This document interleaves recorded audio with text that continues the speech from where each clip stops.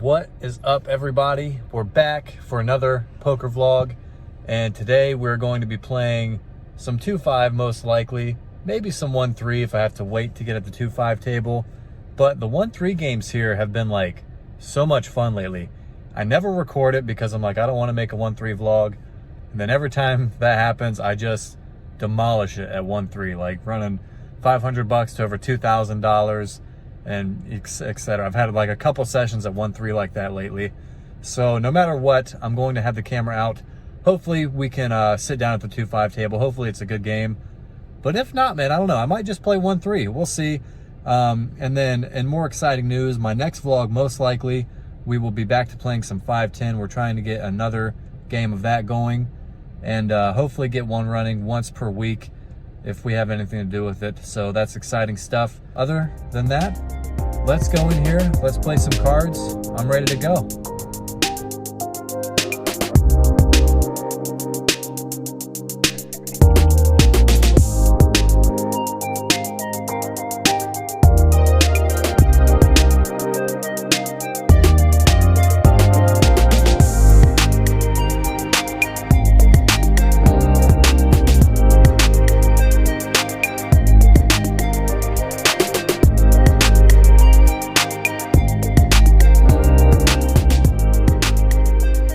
So we do end up at the 1-3 table for one hand, like 5 minutes. Limps to me in the big blind, and I look down at Jack 9 of spades. I just go ahead and check it. I'd like to see a flop with this and not get limp re-raised.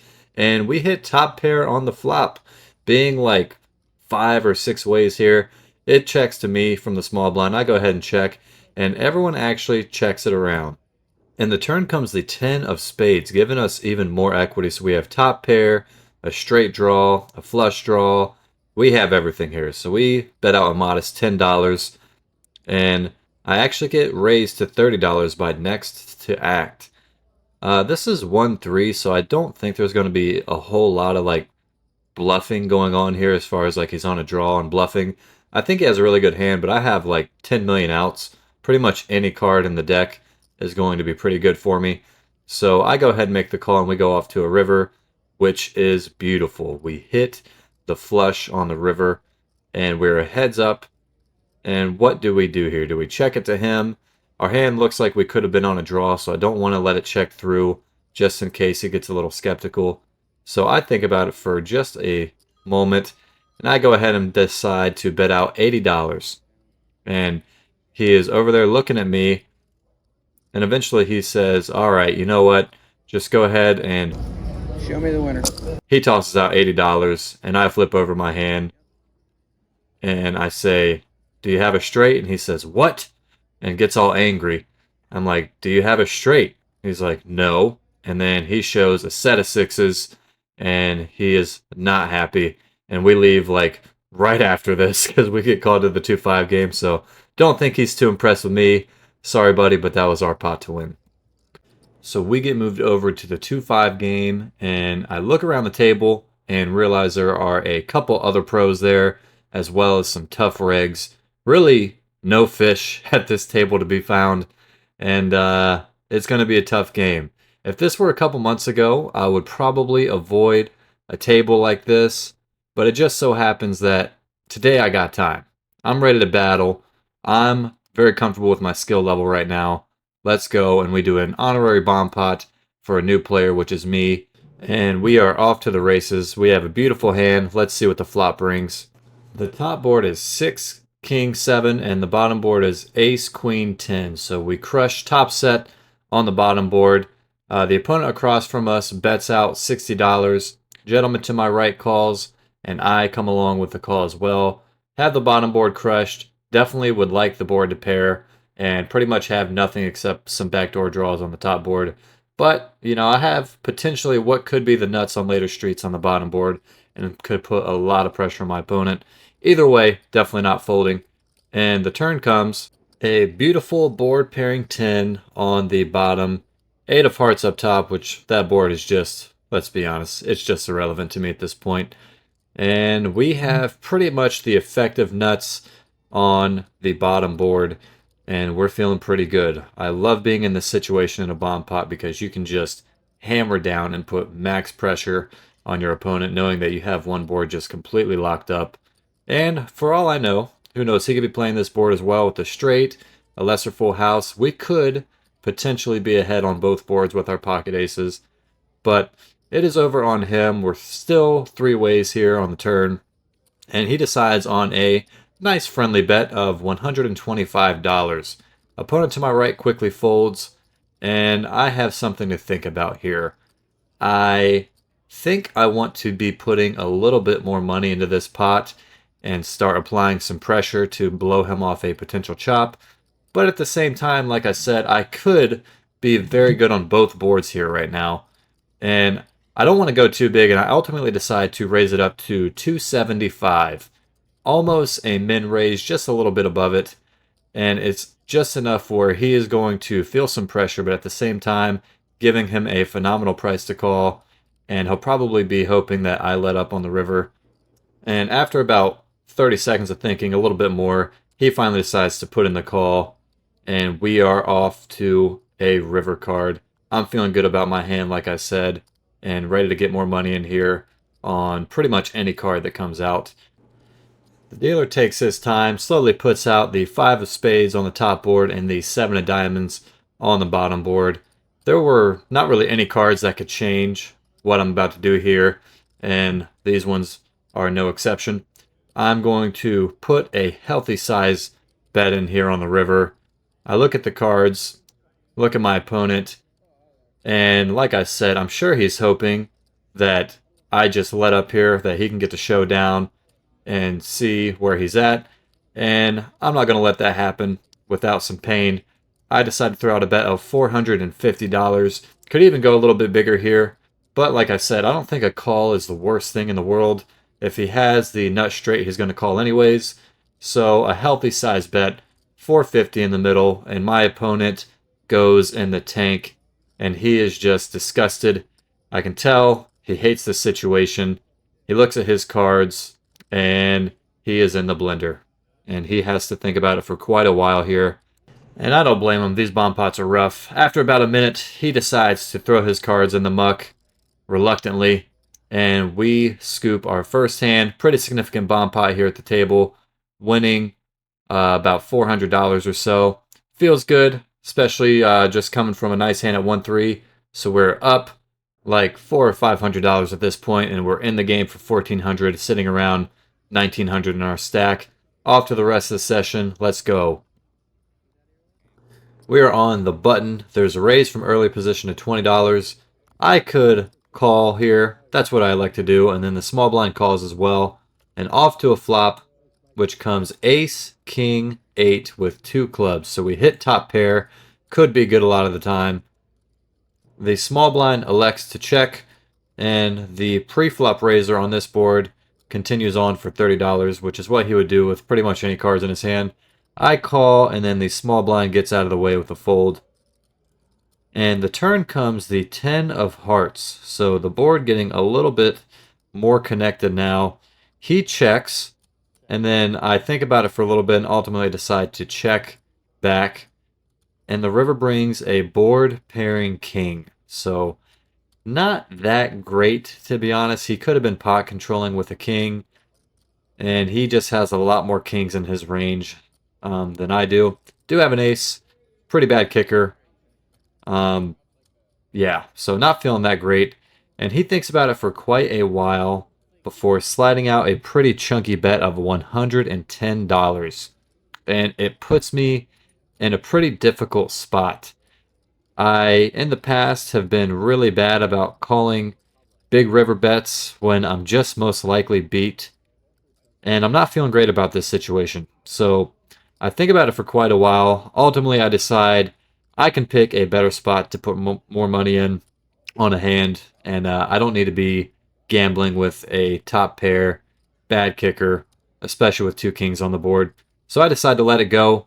The gentleman to my right says he folded king 8. And I'm thinking, damn it, I probably just made a bad fold because he blocks the other guy having a king. But as he said, he folded king 8. The gentleman I was in the hand with said, oh man, you would have gotten stacked that hand.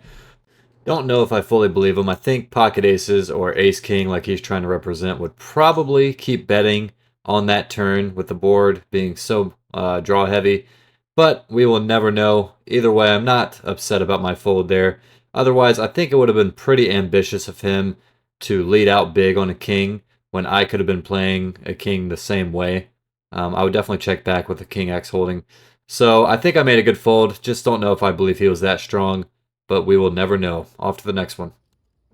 Just a few short hands later, things look a little more promising. I look down at pocket nines. The gentleman to my right, who's a pretty tight player, raises to 25. I could always 3-bet, but I decided to pay him some respect and flat call, and the big blind makes a call as well. And we flop a full house on 9, 10, 10. Let's go. And action, unfortunately, checks all the way around. And then the turn comes the queen of spades. The big blind sits there and postures for a second, acts like he's going to do something. He checks.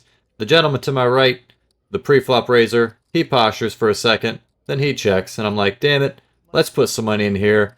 I put out a nice easy bet of $35, and both of them quickly fold their cards right in my face. We flop a boat, get paid $0 post-flop. Feels bad, but what can we do? This next hand is kind of interesting. We look down at King Jack offsuit. There's a straddle on. I'm in the big blind. This should be a raise like 95% of the time, but I'm going to exercise my other 5% and just go ahead and flat call from the big blind with $10. I like to mix it up every now and then with some weird plays like this, and I figure we're at an aggressive table. Someone's going to raise anyways, and my man across from me does not disappoint. He bumps it up to $60 after a couple callers. Everyone folds, and I pretty quickly make the call, heads up to a flop, which is pretty good. We hit top pair with a king kicker, jack 9-7 with 2 spades. I'm obviously going to check with pretty much any 2 cards in my hand here, and it's back over on him. He's a thinking player. He's quite a good pro, I would say, and he continues on for $60. I don't think for too long. I'm not going to Hollywood too much here. I just go ahead and put in the call with my under-repped hand, and we're going to continue to see what happens as the turn develops. And the turn brings a board pairing 7, so 2 flush draws on the board, 2 sevens on the board. This card is going to be a lot better for my limp calling range than his cutoff squeezing range. And truthfully, I don't know, I put him not very well connected on this board. So I continue on with a check once again, as I should be doing. And it's back over on him, and he thinks about it for quite a while. After some time, he grabs a couple black chips, couple green chips, and throws out a pretty healthy bet of $250. So almost a pot-sized bet, and this time I want to think about it for a minute. I'm trying to think what he's really trying to represent here. Is he just trying to say he has an overpair, or he has like queen jack, ace jack? Again, my hand is definitely under-repped here, and it just smells like he's trying to push a mediocre hand out of the pot, and I'm definitely not going to go anywhere to this bet. If it were a amateur, non-thinking player, I would definitely consider folding, but not to this guy. I put in the call, and we go to a river, which is not that great. It's the 10 of spades, putting the front door flush on the board now, and that is definitely a hand that he could have been double barreling on the flop and on the turn with, is like king, queen of spades, ace, king of spades, ace, queen of spades, all those type of hands. So I check, and on this street, I am just kind of praying for a check back. I think my hand has reached its full potential here, and I don't think I'm going to be able to call another big bet.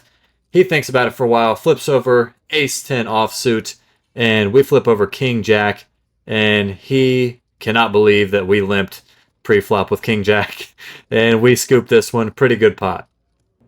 Moving right along here, heading towards the end of our session, we go down to playing only 5-handed. A lot of people left just that time of day. We look down at queen, jack offsuit in the small blind. Folds to the button, who raises it up to $20. If this were suited, I would probably put in the 3-bet. And the fact that we're short-handed and it's offsuit, I'm going to put in the flat call from the small blind.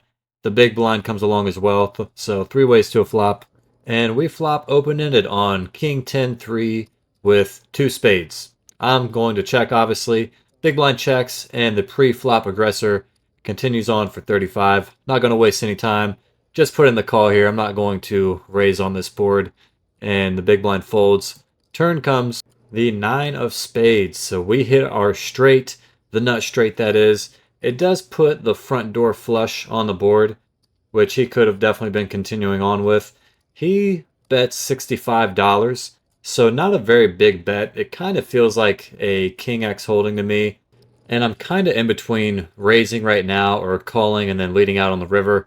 I'm just not sure. I think you could go, I think there's merit to going both ways here. I ultimately decide to just go ahead and put in the flat call and see what happens on the river with intentions to lead out on a lot of cards. And when the river brings the 7 of diamonds, that is a perfect card to go ahead and make a bet on. I'm not going to be checking this one. The only thing left to decide is the sizing.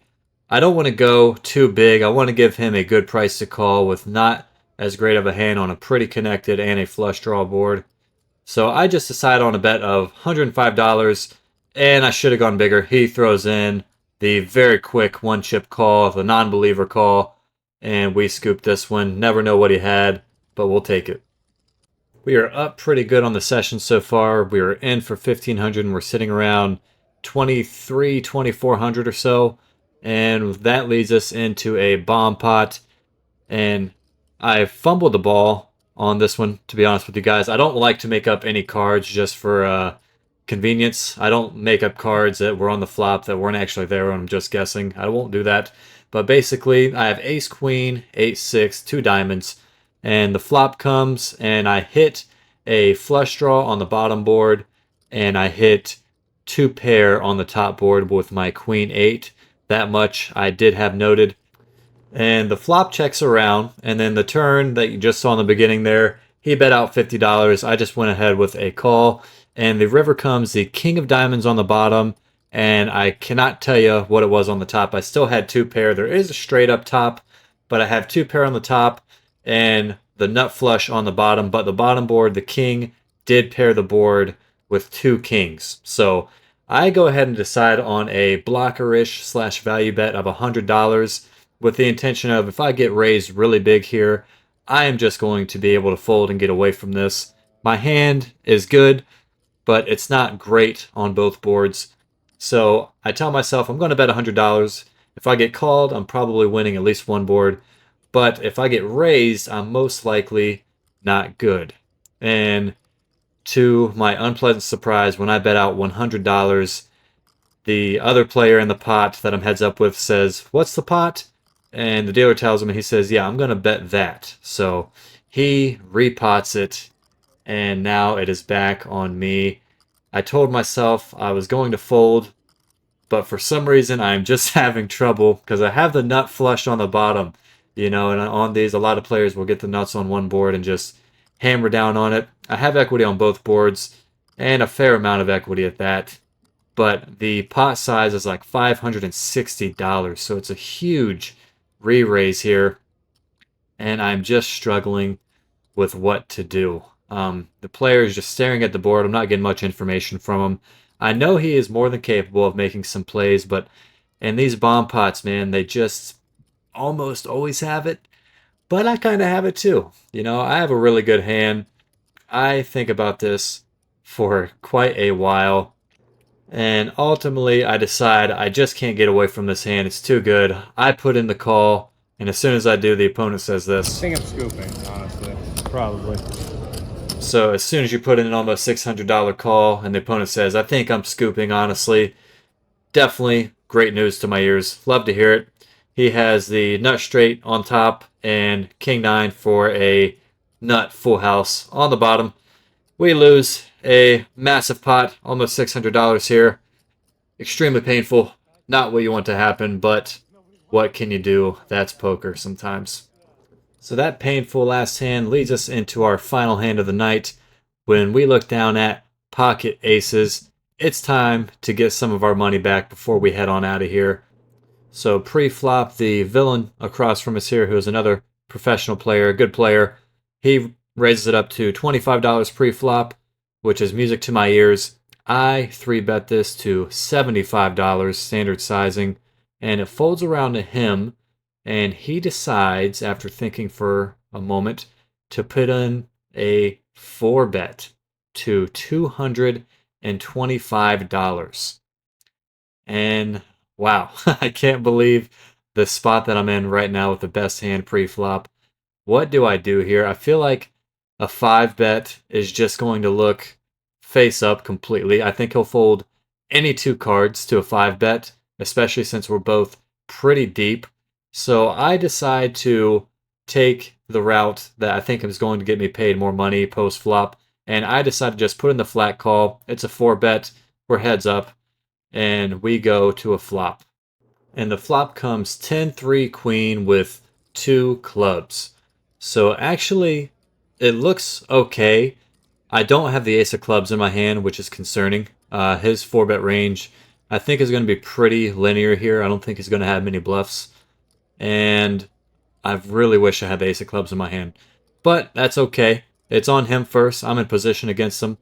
And he continues on for $125. And right here, right now, I think about putting in the check raise, but at the same time, like I said, he's going to be pretty linear. There are some hands I can get value from, obviously, pocket kings, ace king. I don't really think he would be doing this with pocket jacks, or he would fold to a raise. So I go ahead and put in the flat call and off to a turn card, which is the 5 of spades. So total brick, and I want to see what he's going to do. I just don't like the queen being out there either. Pocket queens are definitely a hand that he could be betting on. And he thinks about it for a while and decides to check. And there's definitely a lot of merit to betting here. I most likely have the best hand. That's not lost on me. And I think every now and then you can work a check in here. And that's ultimately what I end up doing. I think about it for quite a while and decide to check back for some pot control and to keep my hand pretty disguised and see what he wants to do on the river. And the river comes the 5 of clubs. Not a good card. Once again, this I know, like, to like the average player who doesn't think too much into their hands, this board is a slam dunk. Keep betting, pile as much money as possible. But his ranges are aces himself, which is unlikely. I have 2 aces. Pocket kings, which is a hand we could definitely get value from, and pocket queens, and ace king suited. And ace king of clubs, he would definitely play this way. Kind of an annoying spot, but it's on him first. I want to see what he wants to do here. And after thinking it over for a good bit of time, he ultimately gathers up a bunch of green chips and decides on a bet of $175. Does not feel like a very strong sizing to me. It feels like he's going for some thinnish value. I think I definitely most likely have the best hand. However, I don't want to raise this and then get jammed on. It is pretty good bet sizing from him to play it safe and put me kind of in a tough spot in raising. My hand is quite good, but it's not great given all the action that's happened in the run out. So I ultimately decide to just gather up some chips, and I put in the call. And as I put in the call, I tell him I have aces, and then he says kings and flips it over, and he misunderstood me. He thought I was asking him if he had aces, so he proudly flipped his hand over just to get shown the bad news, and I have aces. Have run pretty well against this guy as of late. Sorry, buddy. We're going to take this down, aces versus kings. And on this board, on this run out, given all the action, would have been nice to make some more money, but over $1,000 pot, I will take any day of the week. And we are heading to the register and going to get on out of here.